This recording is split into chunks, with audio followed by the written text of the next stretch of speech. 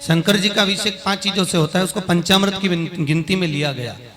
अगर सबसे पहला कोई अभिषेक करने का देवताओं में क्रम प्रकट हुआ तो वो शिव के अभिषेक से प्रकट हुआ।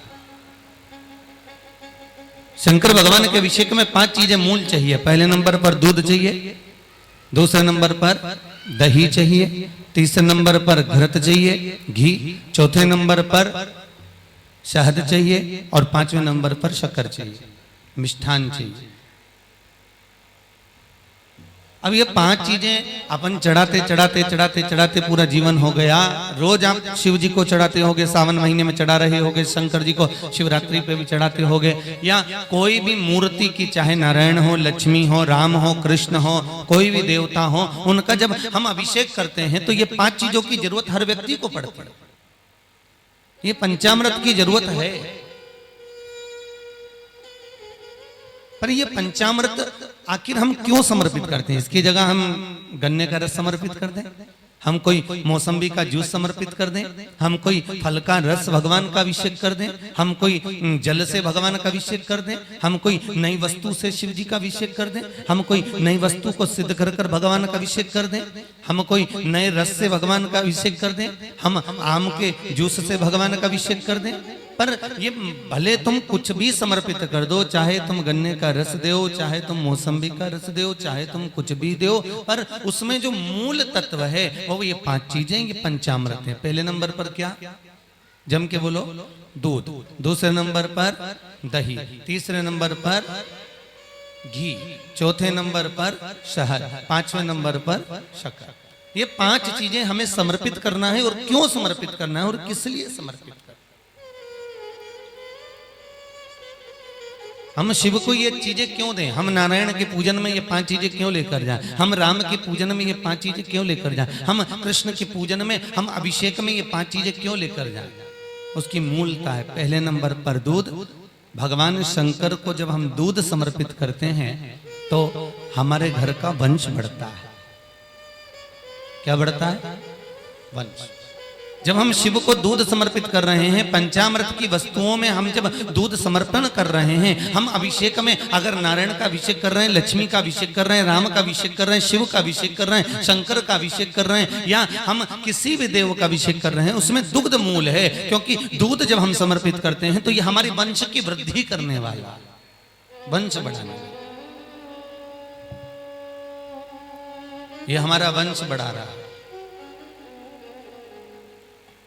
दूसरे नंबर पर दही।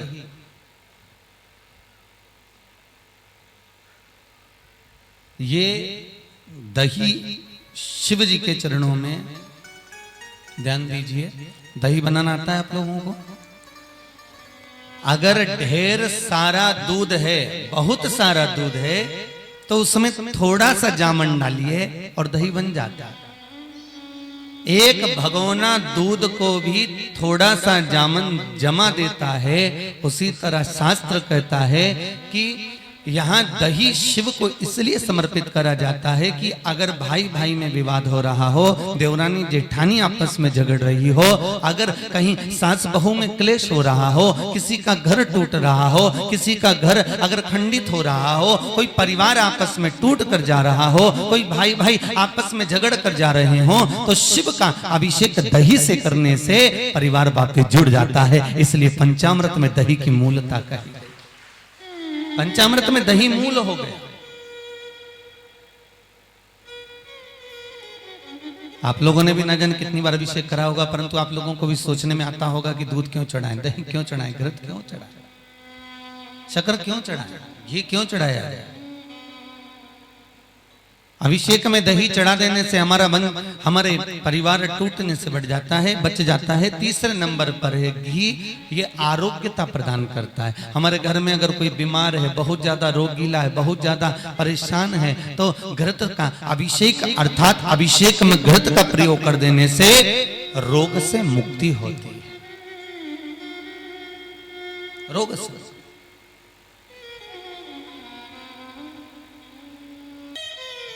मेरे शिव देने वाले, औघड़ी जटाजूट बांधने वाला स्वयं शिव विश्वास है। और इस विश्वास को शिव जी को जब हम दूध समर्पित करें तो वो वंश की वृद्धि करता है। दही समर्पित करते हैं वो घर को जोड़ता है। घी समर्पित करते हैं वो रोग से मुक्ति करता है। शहद जब हम समर्पित करते हैं तो बच्चों की विद्या को प्रबल करता है। घर में अगर कोई विद्या अध्ययन कर रहे हैं, कोई पढ़ रहे हैं, कोई आनंद ग्रहण कर रहे हैं, उनको विद्या की प्रबलता देने वाला वो शहद होता है जो शिव को समर्पित करा जाता है। और 5वें नंबर पर है मिठाई, शक्कर, खांड। आखिर उसको समर्पित करने का भाव केवल इतना रहता है कि हमारा जो व्यापार है, हमारा जो व्यवसाय है, बहुत मिठास से पूर्ण चलता रहे, इसलिए शक्कर समर्पित करी जाती है। इसलिए शक्कर दी जाती है।